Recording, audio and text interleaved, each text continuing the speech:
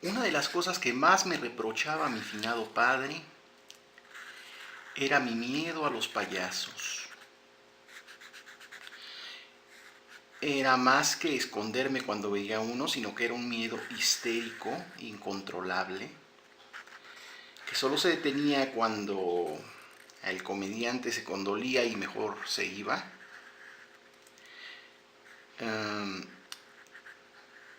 Ya este es un mal documentado, es la llamada coulrofobia. Y la pregunta es, ¿yo la padezco? Y la respuesta rápida pues sería un no. Actualmente pues puedo estar cerca de uno de ellos, incluso de alguna imagen, porque en la coulrofobia ni siquiera una imagen te puede tener tranquilo. No podría estar tirando estos trazos, ni haber hecho algunas cosas que ya han visto por aquí. Pero de niño me aterraban, esa es la verdad. Pero habría que poner también a considerar los tiempos.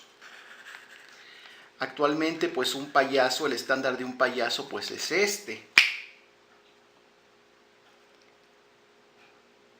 Y aquí va a hablar el viejo porque en mis días el estándar era este. Con eso teníamos que lidiar y la verdad pues no es algo que le desee a muchos. Los tiempos cambian, pero a pesar de esto, los payasos han protagonizado muchos relatos de horror. Se han escrito libros, se han hecho películas, incluso en otros medios ha habido referencias. Porque como dijo mi madre una vez, tras el maquillaje de un payaso puede incluso esconderse un asesino. ¿Quién te encuentra? Además de que ya hay un caso bastante bien documentado, el de John Wayne Gacy. ¿Todavía te siguen pareciendo tiernos estos personajes?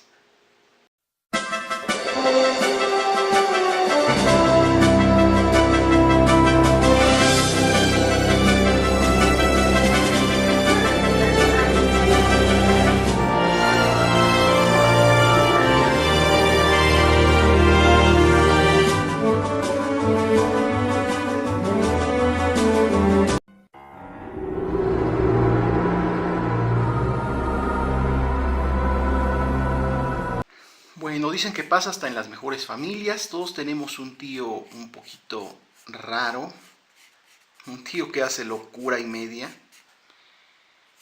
En el caso de mi familia actual, creo que ese tío soy yo. Pero bueno, en mi caso teníamos a un tío que era, pues, ¿cómo decirlo? Era el curioso de ahí. Mi hermano jura que nació viejo, nació de 33 años y de ahí ya fue creciendo, porque desde que lo conocemos es un simpático ancianito. Pero obviamente hay testimonios de que alguna vez fue niño. Y fue de sus tiempos de niño cuando lo perdieron los famosos chaneques allá en Veracruz. Estos seres que pierden a los niños y aparecen hasta después. Dicen que el antídoto perfecto es voltearte la ropa al revés, con lo de atrás para adelante, y de este modo se confunden, no saben si vas o vienes, y pues simplemente ya no te pueden perder. Entonces mucha gente que sale al bosque, no solo niños, se voltean la ropa al revés para evitarlos. El relato cuenta que a mi tío pues empezó a caminar hacia el monte como poseído, y la gente que se dio cuenta lo empezó a seguir y le hablaban y él no hacía caso. Y ahí iba él y toda la gente detrás de él y le llamaban por su nombre y él nomás no les hacía caso. Hasta que por fin alguien lo alcanzó y lo agarró y se soltó llorando porque decía que Tina, su hermana, mi tía, que en paz descanse, no lo había querido esperar. Pues Pues todos le dijeron que estaba loco, pues que la tía en realidad nunca había estado por ahí. Llegaron a la casa y le demostraron pues que la tía no había salido siquiera ese día. ¿A quién iba siguiendo?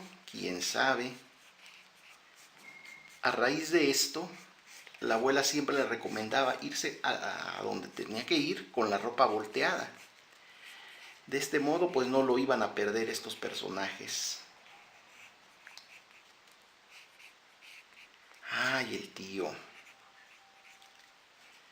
Entre otras cosas que le llegaron a pasar, estaba el hecho de que en una ocasión alguien de la familia se enfermó y a él le tocó ir a buscar al doctor a caballo a medianoche por la carretera.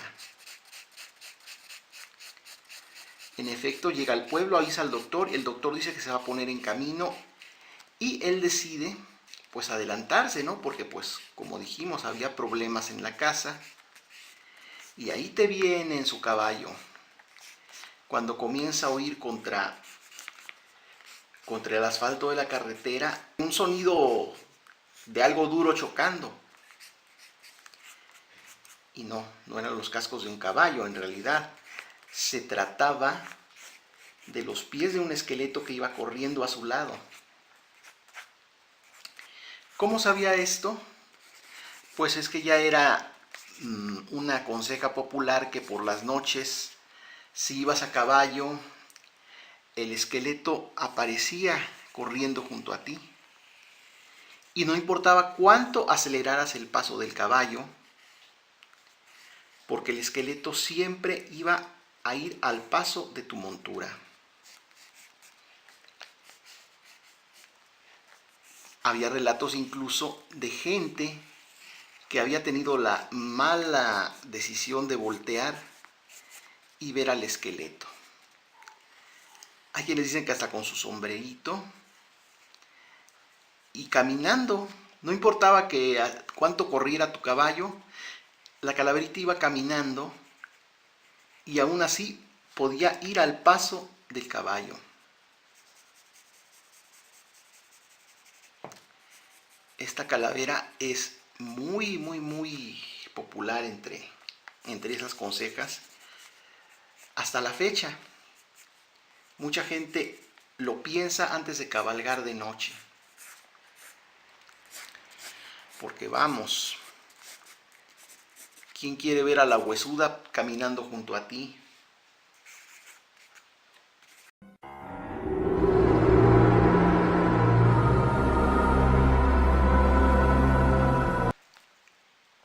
Como ya quedó dicho, este año mi padre se nos adelantó, justamente en el día de su cumpleaños, lo cual es muy curioso porque tenemos 365 probabilidades para partir y no es tan fácil que mueras en el aniversario del día en que naciste. Pero bueno, él nos dejó algunos relatos. El siguiente,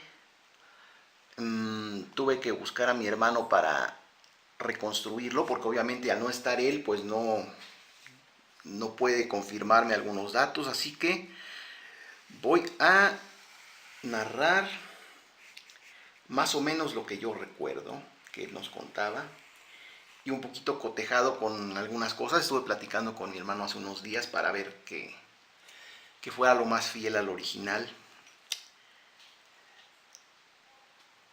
En su juventud él acompañaba mucho a un amigo que tenía, Pedro Pitoloco. Y no es lo que están pensando, sino que por esos días Pitoloco era el escudero de Rolando el Rabioso, que protagonizaba una historieta muy popular. Entonces, el parecido físico de este personaje con el escudero, pues le dio este mote. Pedro Pitoloco, él se dedicaba a la reparación de máquinas de coser. Y pues él tenía sus ciclos en el que compraba las máquinas, luego las reparaba, las ponía a punto y más adelante pues se iba a los pueblos a venderlas, donde en algunos pueblos ya era hasta esperado incluso. En algunos pueblos ya esperaban su llegada para darle a reparar máquinas y para comprar la nueva máquina en turno. Entonces pues sí, era muy popular por ahí. Fue en Morelos, me parece. Mi papá hablaba mucho de un pueblo que se llamaba Tetecala, que podría ser el pueblo donde ocurrió. No me consta que haya sido ahí. La cosa es que después de un día fructífero, se fue con Pito Loco a celebrar a la cantina. Y allá había un fulano queriéndose poner ebrio. Y lo decía abiertamente: dame más porque me quiero emborrachar. Entonces pues, les ganó la curiosidad y se acercaron a escuchar el relato, porque decía que su compañero de trabajo ya se había ido de ahí por el puro miedo de estar en ese lugar. Se hicieron de plática y pues acabó contándoles dónde estaba, qué le pasaba. Y el Pito Loco vio la oportunidad de que, como todavía no tenían un hotel, pues de pasar una noche gratis y ver qué había de cierto en lo que estaba contando de que espantaban en ese hotel. De tal suerte, pues se van con el desconocido. En estos días eso sería tan poco recomendable.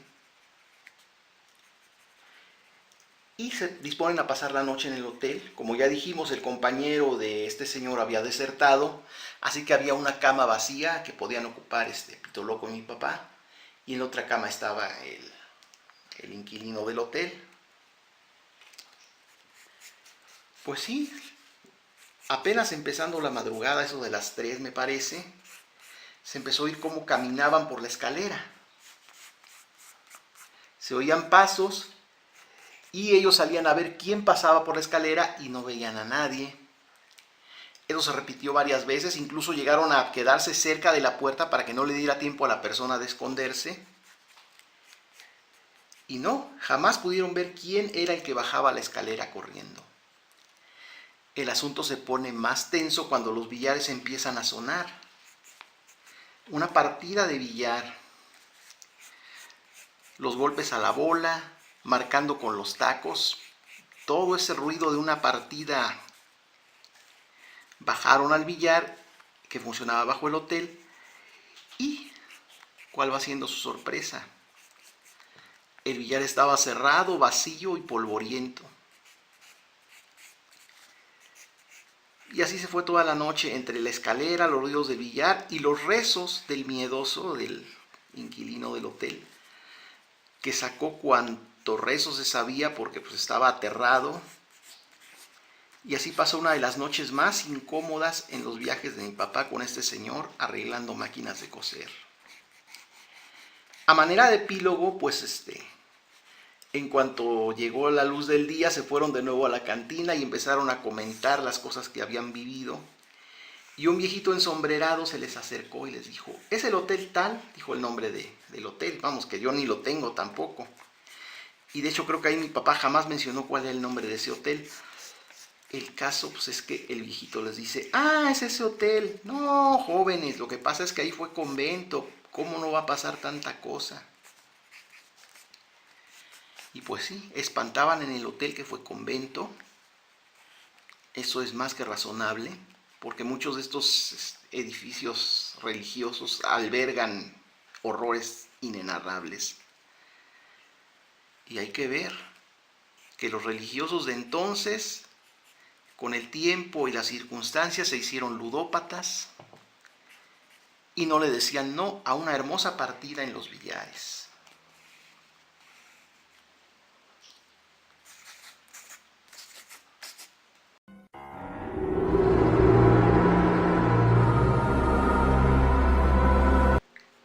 Cuando la casa, que es casa de todos ustedes, se estaba construyendo hace mucho tiempo,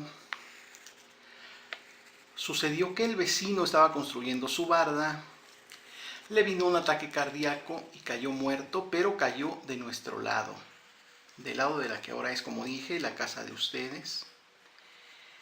Y hay quienes dicen que el lugar quedó un poquito cargado de energías negativas. Esto solo para ponerlos en antecedente de lo que se viene. Con el tiempo, una amiga de mi mamá llega a vivir relativamente cerca de aquí, a unos 20 minutos, y comenzaron a frecuentarse. Ella ya se había casado con el señor Arturo,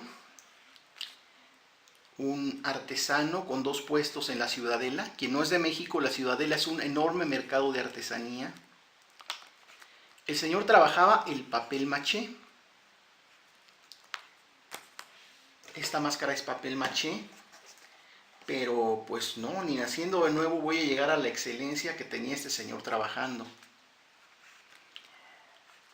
Él era muy alegre y el problema era en parte ese, que cuando se ponía demasiado alegre pues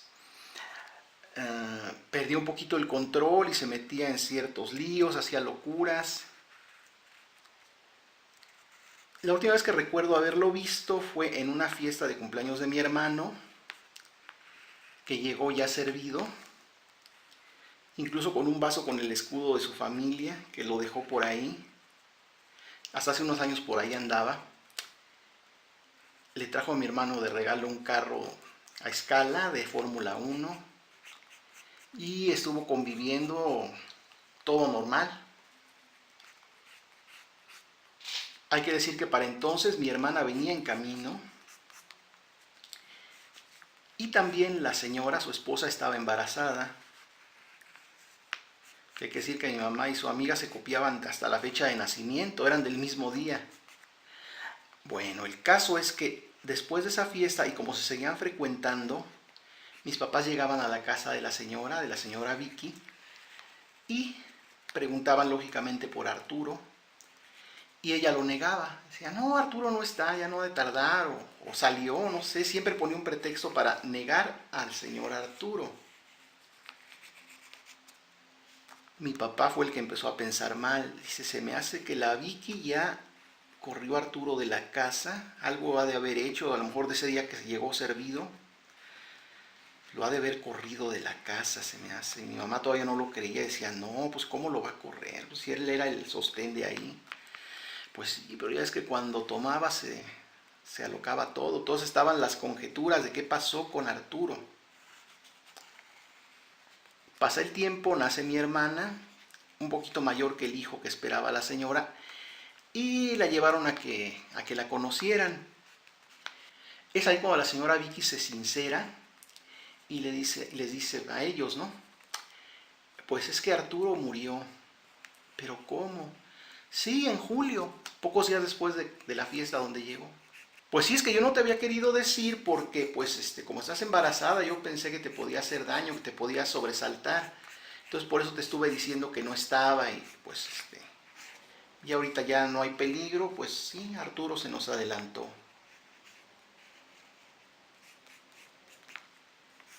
Cuenta mi madre que es de las pocas veces que ha visto llorar tan amargamente a mi padre.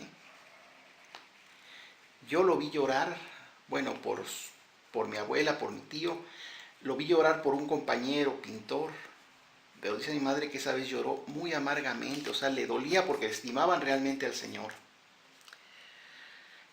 Su obra, pues ya dijimos que eran figuras de papel maché, hacía unas revolucionarias muy bonitas, con una carita muy linda, que tomaba de modelo las caritas de sus hijas niñas. Y esa era su obra, teníamos varias de ellas, pero la más aparatosa era un payasote de papel maché. Un payasote que, volviendo a la parte inicial del relato, lo paramos en la parte de la casa donde se supone que cayó este señor hace años, el vecino. Mucha gente sabía esto. Y bueno, se sugestionaban tanto que decían que la mirada del payaso los seguía. Sí, que los ojos del payaso lo seguían. El payaso seguía a la gente con la mirada. Y la verdad, a nosotros también nos parecía de pronto que nos seguía el payaso con los ojos. Entonces, pues mucha gente que nos visitaba llegó a tener hasta pesadillas con respecto al payasito de papel maché del señor Arturo. ¿Qué clase de energías traía esta figura? En realidad una amiga me explica, una amiga que se dedica a pintar figuras de cerámica, que este es un efecto que es muy difícil de lograr, pero que es factible, que tiene que ver con cómo se pintó el ojo, para lograr ese efecto en el cerebro humano de que el ojo te está siguiendo. Ya sabiendo, es muy difícil que te siga con la mirada si sabes lo que esperas, pero si vas descuidado sí te puede pasar. La cámara de hecho no lo capta, he estado viendo, le tomé una grabación de prueba, pero no se aprecia el fenómeno. Incluso un sobrinito, cuando estaba chiquito, que era muy travieso, el papá le paraba enfrente al payaso y con eso lo tranquilizaba. Y hace poco que nos visitó, ya hecho un hombre, pues nos decía que pues sí, que todavía recordaba con miedo a ese payaso y preguntaba si todavía existía. Cuando mi hermano se quedó a vivir en la casa, mi cuñada, entre las primeras cosas que hizo, pues fue ocultarlo de la vista porque no le era cómodo. Tal es la leyenda del querido payaso de papel maché, uno de los objetos más aterradores de mi casa, que como ya dije, es la casa de ustedes. ¿Se atreverían a ver a los ojos al payaso?